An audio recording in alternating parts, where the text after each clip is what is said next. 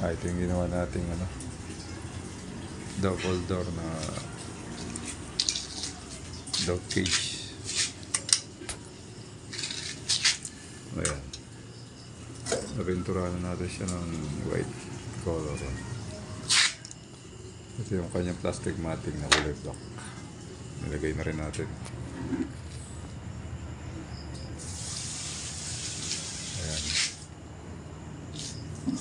Ang sukat niya is 80 by 180 at 4 feet ang kanyang height.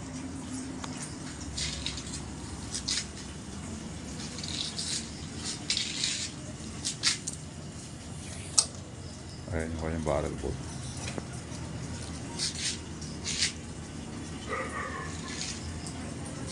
Malaki na to, kulungan para sa aso.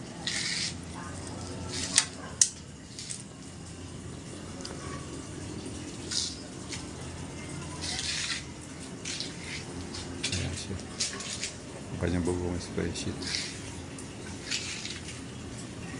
Okay, maraming salamat po sa inyo.